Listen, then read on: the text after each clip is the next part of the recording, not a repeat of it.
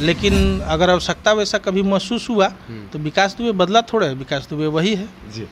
जो गलत करेगा विश्रामपुर में या गढ़वा पलामू में उसको तो डरना ही पड़ेगा। और राजनीति में आने का उद्देश्य यही है कि फिर किसी भी नौजवान साथी को विकास दुबे न बनना पड़े। ये जानना चाहते हैं कि विकास के मुताबिक विकास की क्या परिभाषा है? पार्टी से तो जनता के बीच भी जाइए, उनके लिए कुछ काम कीजिए, उनके दिल में जगह बनाइए। सिर्फ पार्टी के दावेदार बनने से विश्रामपुर का हित नहीं होगा। नमस्कार, मैं हूं प्रथम कुमार और आप देखना शुरू कर चुके हैं जन संदेश झारखंड। जन संदेश झारखंड अपनी चुनावी यात्रा पर निकल चुका है। अभी हम मौजूद हैं विश्रामपुर विधानसभा में और आपको मिलवाते हैं उनसे जिनका चर्चा जो है पूरे पलामू प्रमंडल में फैला हुआ है, जिनके बारे में लोग ये भी कहते हैं कि दबदबा था, दबदबा है और दबदबा रहेगा। और जो इंटरव्यू में हमने सुना उनको कहते हुए, उन्होंने एक बात कहा, अगर विश्रामपुर के विकास के लिए बाहुबल का भी प्रयोग करना पड़े तो हम ज़रूर करेंगे। चलिए गर्मजोशी से स्वागत कराते हैं और मिलवाते हैं आपका श्री विकास दुबे जी से। नमस्कार और धन्यवाद। नमस्कार। कैसा प्रचार प्रसार चल रहा है सर? प्रचार बढ़िया चल रहा है और प्रचार हम लोग चुनाव को लेकर नहीं कर रहे हैं। हम लोग 2 सालों से यही गति से प्रचार कर रहे हैं और ये हम लोग का दिनचर्या में शामिल है। सुबह उठते हैं, लोगों से मिलते हैं, उनकी समस्याओं को सुनते हैं, फिर 10-11 बजे के बाद हम लोग क्षेत्र में निकल जाते हैं, गांव का दौरा करते हैं, उन लोगों से मिलते हैं, उनकी समस्याओं को जानने का प्रयास करते हैं, उनके नज़दीक से उनके समस्याओं को समझते हैं। ये मेरे दिनचर्या में शामिल है और ये लगातार चलते रहेगा। अगर हम लोग चुनाव जीतते भी हैं तो इसी तरीके से काम करेंगे, लोगों के बीच जाके उनका समस्याओं का समाधान करेंगे।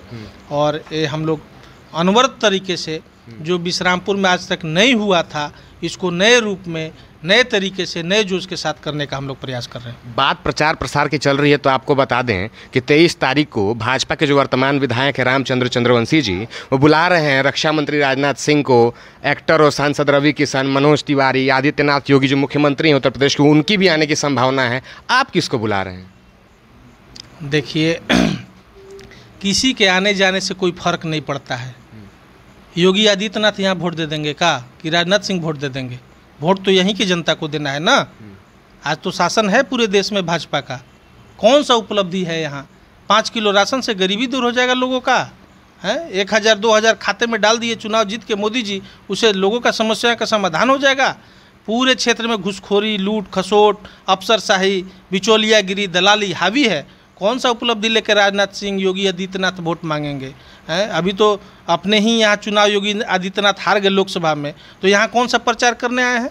लोग उनको वोट देंगे जो उनसे सरोकार रखेंगे, जो उनके समस्याओं का समाधान करेंगे, जिनका दरवाज़ा उनके लिए लगातार खुला रहेगा, जो उनके लिए खड़ा रहेंगे।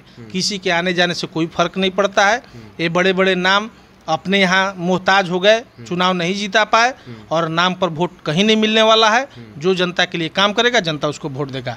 किसी के आने जाने से कोई फर्क विश्रामपुर में नहीं पड़ेगा। कोई स्टार आ जाए, कोई अभिनेता आ जाए, कोई नेता आ जाए, यहाँ कोई फर्क नहीं पड़ेगा। इस बार विश्रामपुर में बदलाव अवश्य होगा और इसके लिए यहाँ का जनता मूड बना लिया है। कोई आ जाए उससे हम लोग को कोई फर्क नहीं पड़ता है जी। अगला सवाल जो है थोड़ा कठिन हो सकता है। जब हम आपसे मिलने आ रहे थे तो हमें किसी ने बोला कि ज़्यादा कठिन सवाल नहीं पूछना है, क्यों आप जानते हैं। तो आपसे हम ये पूछना चाहते हैं कि आपकी जो पृष्ठभूमि रही है, एक समय था जब पूरे पलामू में लोग आपका बाहुबल बहुत चर्चित हुआ करता था, लोग शायद डरा भी करते थे आपसे। तो उस पृष्ठभूमि से निकल करके आप राजनीति में आ रहे हैं और प्रखर राजनीति में आ रहे हैं। मुद्दों पे सवाल जो आप कर रहे हैं, उठा रहे हैं। क्यों राजनीति में आना चाहते हैं विकास दुबे और क्यों विधायक बनना चाहते हैं? उससे क्या हो जाएगा? देखिए, अभी जो आप सवाल किए कि यहाँ की व्यवस्था की वजह से आज जो परिस्थिति है, जो यहाँ उस समय जो चलन परिपाटी पलामू गढ़वा में जो चल रहा था, हम लोग उसके विरोध में हथियार उठाए थे और वैसे लोगों के खिलाफ लड़े थे। ऐसा नहीं था कि हम लोग मानसिक रूप से कोई अपराधी हैं या इस तरह का हम लोग का पेशा है, ऐसा नहीं था। जो गलत करते थे, जो कुछ लोग शहर को कब्जा में किए हुए थे, जो गलत कामों को प्रश्रय देते थे, अच्छे लोग, सम्मानित लोगों की बहन बेटियों को परेशान करते थे, वैसे लोगों के खिलाफ हम लोग का अभियान था। आज वैसे लोग सुधर गए, वैसे लोग को ठीक कर दिया गया, तो इसकी आवश्यकता नहीं है। और जहाँ तक बाहुबल और ताकत की बात है, विश्रामपुर के जनता के हित में अगर इसका प्रयोग करना पड़े तो आगे भी होगा। इसके लिए आप लोग भी तैयार रहिएगा। हम लोग को इससे कोई दिक्कत परेशानी नहीं है, लेकिन हम लोग का एक ही उद्देश्य है कि यहाँ आम आदमी के जीवन को बेहतर किया जाए, घूसखोरी दलाल बिचौलिया से विश्रामपुर को मुक्त किया जाए। इसके लिए जितने उपाय, जितने हथकंडा, जितने तरीके अपनाने होंगे हम लोग अपनाएंगे। हम लोग के तर्कस में बहुत सारा तीर है, अभी हम लोग जान रहे हैं, समझ रहे हैं, लोगों के बीच जाके उनके भरोसे विश्वास को कायम रखने का प्रयास कर रहे हैं और हम लोग राजनीति को नए रूप से लाएंगे और लोग के भरोसा विश्वास को फिर से कायम करके राजनीति में जो पूर्व में जो नेता के प्रति जो भाव था, जो इज्जत सम्मान था, उसको वापस लाके हम लोग रखेंगे जी। अब अगर विश्रामपुर विधानसभा की समस्याओं की बात करें तो समस्याओं की गिनती जो है बड़ी लंबी है। अभी हम आ रहे थे तो बरडीहा में हमने देखा कि ब्लॉक के पीछे एक सामुदायिक स्वास्थ्य केंद्र बना हुआ है जो कि बहुत ही हाईटेक हॉस्पिटल है, कम्युनिटी हेल्थ सेंटर है, लेकिन उसमें एक गार्ड तक नहीं है। और अगर आपको बता दें तो विश्रामपुर में भ्रष्टाचार की खबरें इतनी ज़्यादा हमें सुनने को मिलती हैं कि हमें फ़ोन आते हैं कि यहाँ पर इस तरह से घूस लिया जा रहा है, ऐसे किया जा रहा है, और ये भी सुनने में आता है कि ऊपर तक के लोगों का इसमें हाथ है। परसेंटेज सेट किया गया है यहाँ के प्रखंड कार्यालयों में और सरकारी दफ्तरों में। इसको किस तरह से देखते हैं? देखिए, यहाँ जो घूसखोरी भ्रष्टाचार है वो हमारे प्रतिनिधित्वों के संरक्षण में चल रहा है और उन लोग के संलिप्तता, उन लोग के सहयोग से, उन लोग के संरक्षण से यहाँ ब्लॉक कर्मी जनता का दोहन शोषण कर रहे हैं। अगर हमारे प्रतिनिधियों का संरक्षण नहीं रहता तो इतना हिमाकत कोई नहीं करता। माफ़ी चाहूँगा, प्रतिनिधियों में कौन प्रतिनिधि, अगर खुलकर पूछें आपसे? अरे वर्तमान विधायक और पूर्व विधायक, और कौन प्रतिनिधि? दूसरा कोई यहाँ प्रतिनिधि है विश्रामपुर में? जो वर्तमान में जो विधायक है उसी के संरक्षण में ना भ्रष्टाचार घूसखोरी का खेल चल रहा है। सारा ब्लॉक से उसका मंथली पैसा बंधा हुआ है। आज अगर कोई कर्मी फोन पे से अगर घूस ले रहा है तो इसका सीधा मतलब है कि उसको किसी से डर नहीं है, उसको किसी से भय नहीं है, उसको लगता है कि हमको कोई कुछ नहीं कर लेगा। और सिर्फ विधायक नहीं, पूरे नीचे से ऊपर तक, जिला तक सारे अधिकारी घूसखोर हैं, उपायुक्त से लेके चपरासी तक। यहाँ कोई भी ऐसा नहीं है जो हरिश्चंद्र हो और इस बात को कह सके कि हम पैसा नहीं लेते हैं। सभी लोग नोच खसोट करके हमारे लोगों का दोहन शोषण कर रहे हैं और इसमें सबसे बड़ा रोल हमारे जनप्रतिनिधियों का है जो इसमें शामिल होके पैसा वसूली करवा रहे हैं, अपना हित साध रहे हैं और अपना व्यवस्था बनाने में लगे हुए हैं। इसका जिम्मेवार आप किसको मानते हैं? इसका जिम्मेवार जनता है भैया। जनता कैसे? अरे जनता जब वैसे घूसखोर को 4 बार विधायक बनाएगा तो घूस नहीं लेगा तो क्या करेगा? उदान करेगा। जब वैसा लोग जो आपके लिए काम नहीं कर रहा हो, जिसके व्यवस्था से आप खुश नहीं है, अगर वैसे लोग को बार बार आप प्रतिनिधि बनाएंगे सिर्फ इस नाम पर कि वो भाजपा का प्रत्याशी है, इस नाम पर कि वो लालू के पार्टी का प्रत्याशी है, इस नाम पर कि कुछ पैसा का लालच दे देता है, इस नाम पर कि मुर्गा भात पर वोट के दिन खिला देता है, पैसा का प्रलोभन देता है, तो आपको हरिश्चंद्र नहीं ना मिलेगा, वैसे ही चोर विधायक न मिलेगा। तो आज चोर विधायक आपका शोषण कर रहा है, इसके लिए जनता जिम्मेवार नहीं है तो कौन जिम्मेवार है? तो जनता इसका निजात कैसे पाए? अरे लोकतंत्र में व्यवस्था बनाया गया है कि आप जिसको भी चुनाव जिताते हैं, जिस सहयोग समर्थन के साथ, अगर वो आपके लिए बेहतर काम नहीं करता हो, आपकी अपेक्षा पे खरा नहीं उतरता हो, तो आप दोगुना ताकत के साथ उसको चुनाव में हराइए 5 साल के बाद। लोकतंत्र में 5 साल में व्यवस्था बनाया गया है ना। तो अगर आप उसमें सुधार नहीं करते हैं, जो काम नहीं करेगा उसको फिर से आप मौका दीजिएगा, तो फिर दोगुना ताकत से आपको लूटेगा ना, शोषण करेगा। तो इसीलिए इसके लिए जनता जिम्मेवार है। अब हम आपसे ये देखिए, विकास के मुताबिक विकास की परिभाषा है कि हमारे बच्चों को बेहतर गुणवत्तापूर्ण शिक्षा मिले। हमारे जितने स्वास्थ्य केंद्र हैं, उप केंद्र हैं, हमारे कांडी, बडीहा या विश्रामपुर के साथ साथ कहिए कि गढ़वा, पलामू में भी जो भी सरकारी चिकित्सालय हैं, हॉस्पिटल हैं, उनमें सरकार के द्वारा संचालित जितनी स्वास्थ्य योजनाएं हैं उसके मुताबिक उनको उसका लाभ मिले। हमारे युवाओं के लिए रोजगार और पलायन जो मुख्य मुद्दा है, इस पे रोक लगे, उनको स्थानीय स्तर पर रोजगार का व्यवस्था हो। हमारे किसानों के लिए सिंचाई का व्यवस्था हो, जिसमें नहर का के माध्यम से हमारे किसानों के लिए खाद बीज का बेहतर व्यवस्था हो। हमारा विश्रामपुर विधानसभा किसी समय में कृषि के मामले में बहुत संपन्न क्षेत्र माना जाता था। ये हेठार का इलाका, आप उधर चले जाएंगे तो पांडू का खैरा का इलाका, ये कृषि के मामले में संपन्न था। आज किसान नीलगाय के समस्या से, खाद बीज के समस्या से, पानी के समस्या से लोग त्रस्त और परेशान हैं और सरकार के कर्मी, हमारे जनप्रतिनिधि उदासीन हैं। इन सब समस्याओं पर मेहनत से काम करेंगे हम लोग, इसको प्रमुखता से उठाएंगे, इस बात को ऊपर ले जाएंगे और हमारा पार्टी, हमारे कार्यकर्ता, हमारे सहयोगी लोग सभी लोग इसमें निष्ठापूर्वक काम करके आम आदमी को जीवन को बेहतर बनाएंगे। यही विकास के साथ परिकल्पना है। ददाई दुबे को जानते हैं? कैसे नहीं जानेंगे, हमारे गांव के हैं तो नहीं जानेंगे। तो सुनने में आया कि आपके बाबा भी लगते हैं इस बार। बाबा वाबा नहीं है, गांव के हैं तो बॉबी लगेंगे और क्या। अच्छा। इस बार फिर विधायक का चुनाव लड़ने जा रहे हैं, हमें सुनने में आ रहा है, और तरह तरह के विभिन्न जो हैं प्रतिनिधि यहाँ पर अब उपज उनकी हो रही है, वो भी प्रतियोगिता में आ रहे हैं। उसको लेकर के आपका क्या मानना है कि इतने सारे प्रत्याशी हैं? बीजेपी में तो खुद 4 प्रत्याशी हैं, एक दूसरे में उन लोग लगे हुए हैं कि हमें टिकट मिल जाए। इसके बीच में आप अपनी स्थिति विश्रामपुर के राजनीतिक क्षेत्र में किस तरह से देख रहे हैं? देखिए, चुनाव लड़ना सबका अधिकार है। लोकतंत्र में ऐसा व्यवस्था है कि चुनाव के लिए कोई भी लड़ सकता है। उसके लिए किसी को रोकना टोकना या उस पर किसी तरह का टिप्पणी करना अच्छा नहीं होगा।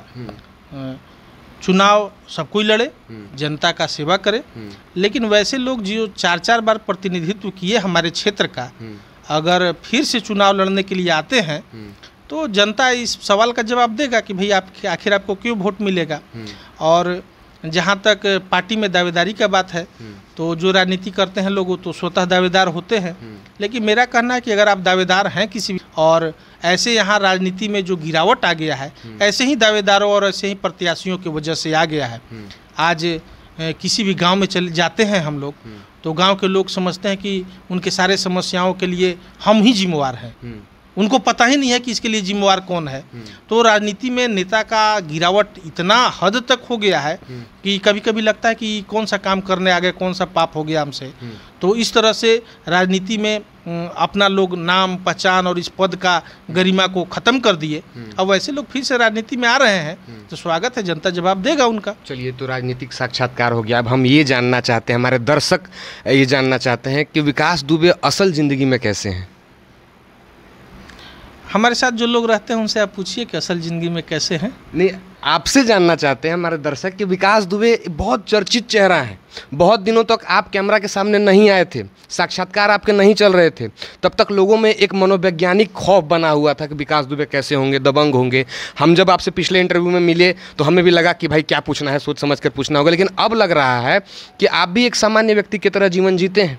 तो आप अगर कुछ अपने बारे में बताना चाहें कि विकास दुबे कैसे हैं निजी जीवन में। देखिए, मैं सामान्य परिवार का लड़का हूँ। मैं एक तरह से किसान परिवार ही हम लोग का है। मेरे दादाजी परदादाजी तो शिक्षा जहाँ तक हुआ हम लोग गांव के स्कूल में, सरकारी स्कूल में शिक्षा ग्रहण किए। और मैं अपने बारे में जैसा सोचता हूँ कि कुछ अलग नहीं हूँ, सभी लोग जैसे रहते हैं वैसा ही हूँ। अब लोग के मन में अलग अलग धारणा बैठा दिया गया तो अलग विषय है। हाँ, एक चीज़ है कि गलत चीज़ को मैं बर्दाश्त नहीं करता हूँ। कुछ लोग होते हैं कि गलत चीज़ को देख के उसको अनदेखा करके आगे बढ़ जाते हैं। हम में ये प्रवृत्ति नहीं था। हम अगर किसी को देखते थे कि गलत कर रहा है या बलपूर्वक किसी को दबाने सताने का प्रयास कर रहा है, और तो मेरा स्वभाव विद्रोही स्वभाव का है। मैं प्रेम में या आपके व्यवहार से मैं आपके बस में हो सकता हूं, लेकिन अगर कोई सोचे कि मैं बलपूर्वक या प्रभाव में या पद के में अगर विकास दुबे को दबा दूं या अपने उसे स्वभाव से अलग कर दूं, तो ये संभव नहीं है। इसी विद्रोही स्वभाव की वजह से बहुत सारी कहानियां या कहिए कि बहुत सारे चर्चे ऐसा चलने लगे, तो इससे कोई परहेज नहीं है। अच्छा, अब गुस्से पे कंट्रोल है? अब तो राजनीति में आ गए हैं, 10 लोगों की बात सुनी है, ये है वो है। गुस्सा पे तो बहुत हद तक अब कंट्रोल कर लिए हैं, और उम्र के साथ अनुभव जैसे जैसे होते जाता है आदमी खुद सीखता है, समझता है, और अब ऐसा आवश्यकता भी नहीं महसूस होता है। आखिरी सवाल हम आपसे पूछना चाहेंगे, वापस से मुद्दे पर आते हैं, जो है रोज़गार। मैं आपको बताना चाहूँ अगर कि अभी जो हमारे सांसद है पलामू के श्री बीडी राम जी, उन्होंने चुनावी प्रचार के दौरान एक न्यूज़ चैनल से एक वादा भी किया था कि अगर हम जीतते हैं तो अमृतसर कलकत्ता कॉरिडोर की स्थापना पलामू प्रमंडल में ज़रूर करवाएंगे। और लेकिन ये हमें धरातल पर देखने को नहीं मिलता है। राज्य सरकार और केंद्र सरकार के बीच में मामला फंसा हुआ हमें मिलता है देखने को। इसके बीच में विकास दुबे क्या सोचते हैं, अगर आपको मौका मिला, पलायन जो हो रहा है उसको कैसे रोकेंगे? कई लाशें आती हैं, प्रतिदिन आती हैं, इसको कैसे रोकेंगे? देखिए, कोनो 1-2 दिन का समस्या नहीं है कि हम आएंगे और इस समस्या का स्वतः निपटारा हो जाएगा। हमारे वर्तमान सांसद माननीय बीडी राम जी काफ़ी पढ़े लिखे सांसद थे और जनता को काफ़ी अपेक्षा था इनसे, लेकिन अपने अपेक्षा पे खरा नहीं उतरे और 10 साल का कार्यकाल तो इनका लगभग कहिए तो मान के चलिए कि कोई काम ही का नहीं रहा, कोई सा उपलब्धि नहीं रहा। अब केंद्र का योजना का वो अपना उपलब्धि अगर वो बताते हैं तो ये अलग विषय है। अब इस बार के चुनाव में उनको ठोकर लगा है, जनता के द्वारा भी कहीं कहीं उनको बहुत बेइज्जती किया गया या आप शब्द बोला गया, तो शायद उनको सद्बुद्धि आए और जनता के लिए काम करे। हम तो चाहते हैं कि जो भी जनप्रतिनिधि चुनाव जीतते हैं, जनता उन पर भरोसा करता है, अपना मत देता है, तो कम से कम अपने कर्तव्य का निर्वहन करके जनता के लिए भी कुछ बेहतर काम करे। ये अपेक्षा हमको सांसद महोदय से है। आप मिले हैं तो सोच रहे हैं आपसे पूछ ही लें कि आज जो युवा विश्रामपुर से बाहर हैं, बाहरी राज्यों में काम करने पर मजबूर हैं, चाहे जो प्रवासी मजदूर हैं, उनके लिए आपका क्या संदेश रहेगा? जो आपको बाहर बैठ करके देख रहे हैं, विश्रामपुर में मौजूद नहीं हैं, उनको आप क्या संदेश दीजिएगा? क्या आप उनकी घर वापसी करवा पाएंगे एक दिन? अपने सभी नौजवान साथी जो हमारे विश्रामपुर विधानसभा से बाहर हैं या पलामू गढ़वा से बाहर है, मैं कोई विधानसभा का राजनीति नहीं करता हूं। जो समस्या अगर कहीं रांची का भी रहेगा, अगर लगेगा कि जनहित का समस्या है, लोग उसको नहीं ध्यान में रख रहे हैं, तो हम लोग का राजनीति में आने के का कर्तव्य है कि उन समस्याओं को आगे बढ़ के आवाज़ दे, उनको अधिकार दिलवाए, उनके लिए हक की बात करें। तो अपने सभी युवा साथी जो बाहर अन्य प्रदेशों में, दूर दराज के प्रदेशों में कमाने के लिए अपने परिवार, बाल बच्चा, बूढ़े माँ बाप को छोड़ के गए हैं, सभी लोगों से विनम्र आग्रह है कि आप इस बार के चुनाव में आइए, भागीदार बनिए, सहयोगी बनिए और विश्रामपुर में बदलाव करिए।